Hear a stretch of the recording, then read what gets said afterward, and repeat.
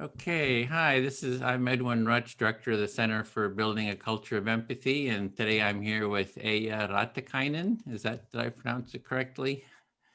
Excellent. Yes. Yeah, great. So you're at the PhD at the University of Helsinki, and I have here your principal lecture in University of Applied Science, and that's in the social service program. And your academic focus has been on trust, the phenomenon of trust in different fields. For example, like in social work and educational practice. And you're co-author of a paper, Qualified Empathy, a key element for an empowerment professional. And so, is there anything else you'd like to say in terms of just introducing yourself? Um, I think that was mainly what what you presented. So yeah, I'm actually working in our University of Applied Sciences in Social Services program, and I'm doing a lot of project work as a project worker and the project manager. We have the European Union project and the national project also. And somehow they are dealing with the community or improve communities, or also soft skills and transversal skills and empathy, and how does social work make the difference for the world. So Oh, great. Yeah, well, that's what we want to talk about was your paper and your work on empathy. So I was, I have a Google alert, and it okay. always shows me every day the new information on empathy. And I came across your paper, and my eyes lit up like, oh, it's about teaching, learning, training empathy, and this is in the social work area. So I said, oh, I have to talk to you to hear about your study and what you did and kind of the results. And so would you like to just tell me, like, first maybe how did you shift from trust as a topic to empathy? How did you kind of get interested in this topic? uh, I think so that I haven't shifted because I have the both of them. Mm. I'm also at the moment I'm writing about the trust, and I have written a learning book about trust also in Finnish, and it's always close to my heart.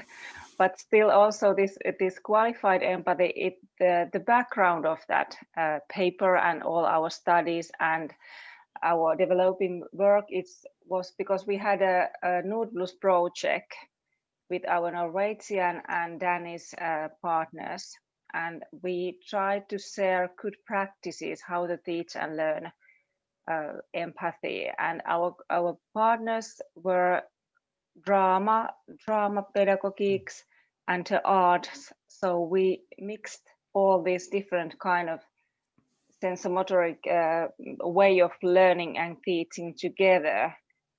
Traditional way of teaching from social work background, like a client-centered approach, and at the same time also using art and the painting and student collaboration together with the arts and painting and drama. And we try to look at new way. Okay, so what I'm hearing there is you're bringing in the sort of the work of the person-centered, sort of Carl Rogers type of based learning or empathic listening, as well as the arts, drama and visual art. So you're kind of like bringing them together. Is that? Yes. And we had a one semester course what included about students their work placement, but also theory studies and these different kind of learning methods. And of course we used at Golp's learning by doing theory, but also the learning by sharing and collaboration and social way of learning and different kind of learning theories at the same times. And also because we have the team teaching, we had three teachers together. We also learn from each others, and of course from Danish and Norwegian partners. So it wasn't not just the listening and different kind of listening techniques or different kind of interviewing techniques, but it was also about going deeper for in students' own process, that they really came aware of their empathic skills in different kind of context, and not just with the clients, but also with the colleagues. Mm-hmm. So it started off quoting Gerdes and Siegel, who have written about empathy in the social work.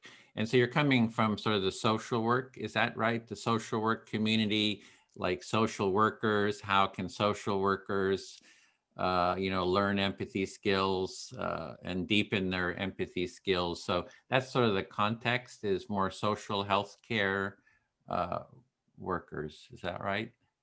Yeah, that's right. And we notice that we quite often take it for granted, that we think that the students, they learn by themselves, or they all are very empathic, very natural way, but that's not true. And also because it was in social work traditional in traditions, it's like very client-centered. So we wanted to look at the wider perspective. And we also, in our newest article, we looked from the eco-social way also, and systematic approach. So we want to look at globally and wider perspective, and in the community and with your colleagues and with your families and supervisors, not just between two persons, but systematic approach in economic, the eco-social perspective. So it's a wider perspective, and it's not just like the social worker and the client, but really about coworkers, their families, kind of the broader context. And did you say that it was like a class that you put together with was like students or from Norway and Denmark? Or it sounds like it was, if I understand it, you actually had a class and you put together a curriculum and you went through that curriculum? Actually, we did it separately in different countries, but we shared those good experiences. So our students were only in social services student, but it could be look also from multi-professional approach. And in our University of Applied Sciences, we do a lot of work between different degrees. So they are practicing that multi-professional all the time, but this is just the one element about it. But this experience was based on only social services students. Oh, okay. And are you saying there was multiple classes? I'm trying to get a picture of it. So you had different classes in different countries, and they used Yes, this. yes. In Norway, they were trauma, how to say, actors, probably. Yeah, they were actor students, and Danish, they were social pedagogy. I think they were in early education students. They are so quite similar. This was not very wide project. It was a Nordblus project, so it was quite small project. But actually, at the moment, we have a wider project, Erasmus Plus project with our Russian and Kosovian and Belgium and Portuguese and so on. So they will develop their own community based on their needs. The empathy is not the purpose, but when I started to look at this, your empathy circle concept, so I thought maybe we can offer them also Oh, that that'd be kind of great. way. Yeah. Because we will have a meeting on Friday, so probably I will let them know more about that kind of way of working, developing Yeah, I'd love community to as talk well. to you about that, more about that. I've been working about 14 years on the empathy and how do we develop it? How do we build a more empathic society? And I've just found the empathy circle is just a good sort of a gateway practice, like a first step, easy. And it's really, how do we spread it as widely as possible? Because you can do it in your family, in your work, with coworkers. And it is sort of based on Carl Rogers, empathic listening, but in small groups. It's more cultural relational than client-centered approach. So yeah, would definitely But love to talk to you. yeah, but it's very important, and I think the main issue is that you are aware of it, and you give a mercy yourself if you don't handle it all the time. We are just a human, and then you can try again and do it next time better. So it's good to start with your family and friends and make the world better that way. So not only with the students or in Yeah, it's official. really the cultural aspect, right? It's a kind of a broader cultural. How do we sort of change the culture to build more empathy, which I think would build more trust too. When people know that they will be heard and by someone, you kind of develop more trust. Yeah. So, well, so can you tell me more about the training and how it went and what you found and the study?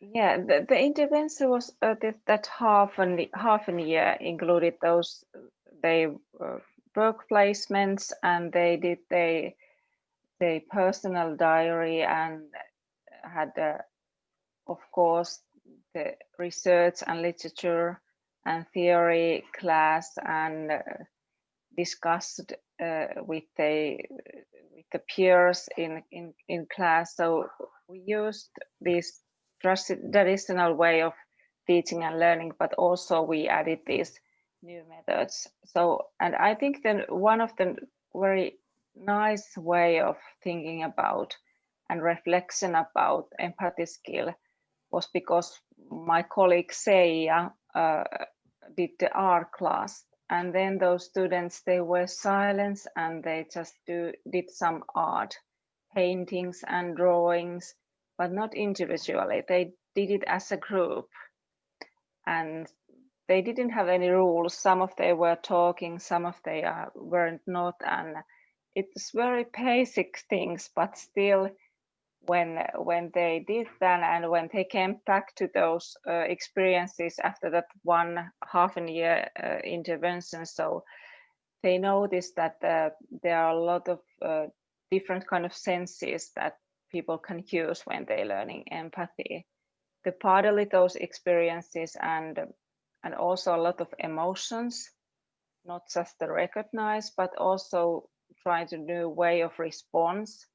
And like you said, also they started to close with their peers when it's much easier to think that I'm empathic to my clients, but maybe not for your friends or your people who are close to you. So we looked from the different levels, maybe nothing new, but we tried to mix them and look from different kind of teaching and learning methods. So a new way of seeing the human and make So them it's aware of that. disciplinary type of a class using different disciplines and sort of weaving them together. It sounds like different. Absolutely. Yeah. So I'm wondering about the curriculum. Was that a standard curriculum among the three? I mean, of the in Denmark and in Norway, did they use the same curriculum? They all had this, so everybody had different. Who Yeah, designed the curriculum? it's based on those universities or university applied sciences teachers. We actually did today with my colleagues in our curriculum. So we have autonomy in Finland. Teachers, of course, in primary school there are some frame, but in university applied sciences you are free to do your own curriculum. Mm-hmm. And actually we noticed that we don't have even word empathy in our social services students curriculum. So we take it so granted. Mm-hmm. So it was very good lesson for us. So you mean in the curriculum you don't have the word empathy, or in the Finnish language, or? we have a Finnish language, but not in our curriculum. So it was very shocking that really, because I think it's still about the nature of the empathy. You think that all students in social and healthcare, they have empathy, but we noticed that you really have to talk about it, and you really have to be silent sometimes, and you have to just feel and become aware of the empathy and learn it that way. But yeah. Well, I think in the papers that I read from Gerdes and Siegel, they had mentioned that same thing in the United States, or around in the social sciences, that they felt empathy was sort of central, but it was actually not really looked at and studied. And then they started, working on it, and did a lot of different papers about the role of empathy in the social service type work in the field. So I don't, maybe that's what you're saying. Is it similar there? It's similar. We noticed the same also. Of course, we maybe talk about that's up, because if the lecturers are not aware of the word, I mean, of course they are aware of it, but don't. I think they need to use the concept and content with the student, be aware of be a example, like acting and. So you don't in the field there, you're not using the word empathy, and what I'm understanding, and you think that, or feel that they should kind of talk about it more, kind of explore it more to get sort of a sense of what it means. And then are you also saying that they should model it, that the teachers should model it? Is that what you're saying? Yeah, their way of behaving and teaching and be with the students. So of course, and I think it was the same with the trust. I had a course, 5 credits, 25 hours about trust, and all my students, they said that of course we know what is this trust, but we haven't talk about and thought about it so much. So, but it's the very good tool, framework for your thoughts and to act with the people if you are aware of it that also. So I think it's like they are quite similar about this empathy and trust. So you kind of think it needs to be a topic that you spend time on and think about and kind of work your way into and learn about is kind of yes, and yes, and that was our, of course, result that we need to put more attention for that, and our colleagues need to come also aware of that, and of course they were happy with our study and want to commit that, but we haven't thought about it so much earlier. So you're wanting to kind of spread sort of the awareness of empathy in the field. You have classes that would sort of focus on it. You approach it from different angles, from maybe the client, the dialogic, you bring it in from the arts, you bring it in from just have multidisciplinary approach, and then but you just have the intention of exploring empathy. Is that it? And then people put together their own kind of curriculum. Is that kind of, if I understand it? Yes, absolutely. Yes, like that. Yeah. I don't know what to add, but yeah. Yeah. Well, I'm trying to understand, get a picture of it. How do you study that? Because every curriculum is different, right? If every curriculum is different, how do you kind of get sort of a baseline of, you know what I mean?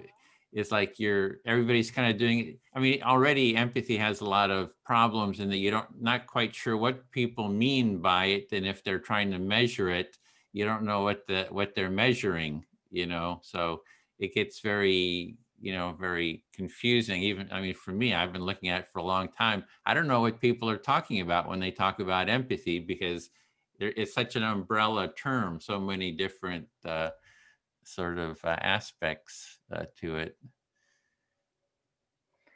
That's true. And then you have to look about compassion and sympathy and difference between them. But I think we are not yet there, that we look how it's in different curriculums like rehabilitation or nurses or some other healthcare professionals curriculum. But there should be more about speak about that also. And I think in the end, we don't need to end it up for the same definition or to use the same concept, but that we are aware of that, that we help our students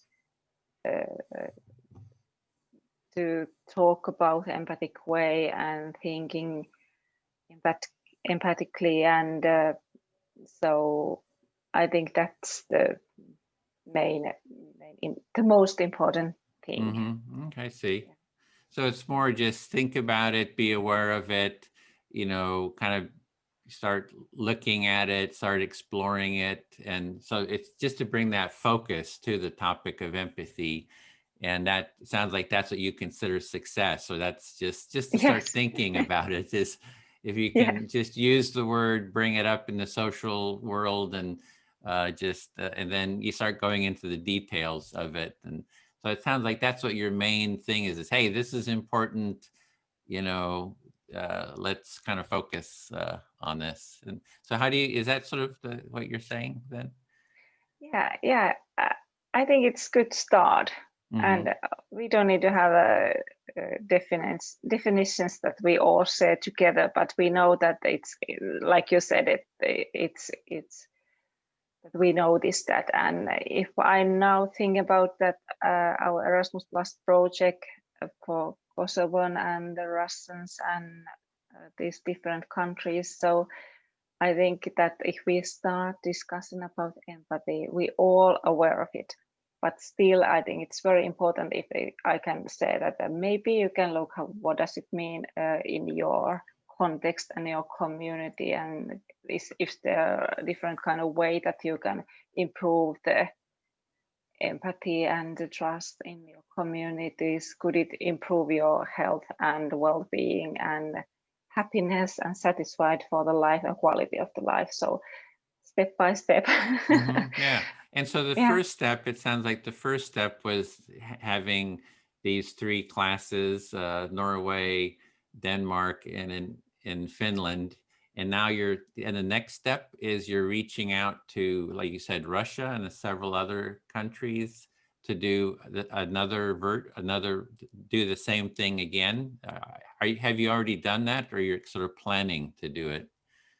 Planning, and actually empathy is not in the center, but they develop their communities. They choose the communities and make a plan what that specific community would need. So they are different kind of communities. They could be the elderly people or the young people or the children or digital guidance or different kind of needs what they have. But I think I'm tutoring them, so I can offer this empathy, and it's because we have written about this now, so we have our experiences. But that's maybe the next step. Yeah, the next step. Well, if you're interested in empathy circles, we're doing those online. We're kind of scaling up the training. We do a lot of empathy circles, but now we're doing sort of training facilitators, like how do you facilitate an empathy circle. And we start off by talking about we do an empathy circle. We talk about the values of a culture of empathy, which is really about placing empathy as a central idea, concept. And how does it relate to other values? How does it relate to trust? How does it relate to authenticity? How does it relate to care or other values? And so you kind of look at it from sort of, and if we created a culture sort of based on empathy, as a sort of a central organizing principle, what does that look like? And then we use the empathy circle to discuss that. So you're learning to do active listening or empathic listening in small groups. And then you learn how to facilitate an empathy circle. Like you actually practice facilitating one, and then you kind of practice that, introducing it, kind of holding an empathy circle. And then we give you some challenges, like, people aren't quite reflecting right, or they're interrupting, and how do you empathically sort of address those challenges? And then we're kind of doing a train the trainer to get other people to learn how to train people to facilitate. So it's really, the idea is to kind of go, really global. How do we really spread this this foundational practice? It seems to me it's like an easy first step. You get kind of the most benefits for the least amount of work, kind of learning the empathy circle. I don't know, you said you'd looked at some of the work we're Yes. doing on that. Yeah, I think it sounds terrific, and it's a very good idea. And I looked at, you have these counseling skills and non-violence communication and motivational interview and human-centered approach. I noticed them, and I think they are very important. So yeah, it would be a pleasure to join the group. And I just wonder, is it open? May I give this information to? Oh yeah, you're partners welcome to which are in take our part. Erasmus? Yes. Yeah, you're welcome to take part. We right now we hold maybe 1 or 2 trainings right now a month. It's 4 weeks, and we do it online. It's 2.5 hours. So it's open that anyone can join us, or if you have a group that would like to take part, you can form a cohort and we can help facilitate it too. So if you have some of the students, or other colleagues that want to take part, in that studies group that you're doing, we were just trying to spread it. And then we try to teach you to facilitate it, and, just so it can kind of spread. And we're not charging anything, for it. So just trying to sort of spread the practice. Yeah, it sounds very nice and very interesting. Yeah. Yeah. Well, it's the With my easiest. colleagues. Yeah, it's the easiest practice I found. So it's pretty much based on the work of Carl Rogers again. He did the empathic listening Yes. with client-centered, but it was always, there's a relationship with the therapist and the client, right? And so it's like sort of it's not an equal relationship, right? There's the client is not learning how to listen. They're only being listened to. So it's only one-way empathy. So it's really, for me, it's like only half of the empathic relationship. If you're just a client, you're just getting heard. It's really, how do you listen to others too? You want to learn to listen to others and get better at your listening, as well as be able to teach other people how to listen better, in your family or whatever. So yeah, so that's kind of like the thinking behind it. Yeah. Yeah. Well, the other thing we're looking at is how do we get the politicians to do empathy circles? So, here we have Congress people, Congress members. So my congressman has agreed to do an empathy circle. He's a Democrat, so he's agreed to do it in January with Republicans. So we're kind of wanting to scale up, and I don't know what you have, a parliament, or I don't know what you have in. Yes. Yeah, so the idea is to get these politicians, in different parties, to have empathy circles with each other, just as a way of sort of spreading, the practice. So if we can get Joe Biden and Kamala Harris and those to do empathy circles with the Republicans, we can really sort of spread this practice. So that's kind of the intention. But that's lovely. I think they have started talking about empathy, because yesterday we have I looked from the TV that because there was the new cabinet. Is it the cabinet right word? So I think the Biden mentioned about empathy yesterday. So Yeah. Well, they had, I don't know if you saw Biden's acceptance speech. Well, you know, they had big on the screens behind, when they first showed it, it said, the people have chosen empathy. So it was, you know, quite, the Democrats are making quite a point of, we just have to see if they'll actually do it. I mean, people are very skeptical, right? There's like, I posted that, the 9 out of 10 people saying, I don't believe it. They're just saying it. So I think if they actually do some empathy circles, that would be a way to model it. So right. Excellent. Well, good. Then anything else you'd like to share about your work or the empathy? Any thoughts or what? Any? No, I just want to thank you for this opportunity. And I think with Seija and Leah, we are happy to share more when we get our second paper published. So we'll let you know more. And I talk with them with this empathy circle, and personally, I would be interested in learn more and be of the part.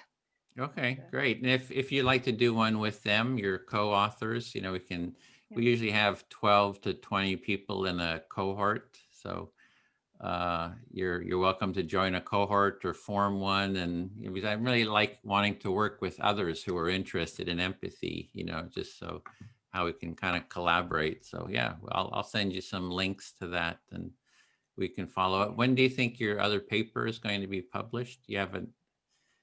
Maybe beginning of the next year, or Okay. it's in a review now. In the what is the word? Reviewer circle. That we will get the review. They're reviewing it now. Reviewing it now. Okay. Yes. Oh. Yeah.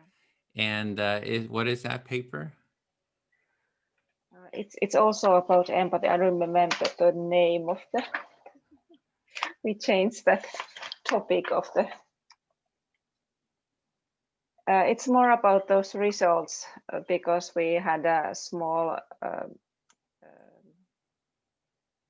It wasn't interview. It was the e-form questionnaire, but the open questionnaire our students. So how they see this development of this intervention, that half a year intervention, and what kind of skills they notice now after intervention. So it's more about the result of our teaching. Of course, it's difficult because you are teaching and you are researching the same topic. So let's see what our reviewers will say. But yeah. Okay. Because you're doing too, your research and teaching, that they may want pure research or something. Yeah. Okay. Try to be critical. Well, you were also looking to develop the empathy circle process. We have, you know, like the basic module and wanting to create more modules to, so we're also interested in collaborating, you know, so, but a good start is just to take part. So yeah, so great. Well, it's a pleasure talking to you and look forward to following up. I'll send you some links and stay in touch then. Thank you. Thank you. Okay. Likewise. Good. Okay. Yeah. Good. Have a nice day. You too. Bye. Yeah, bye.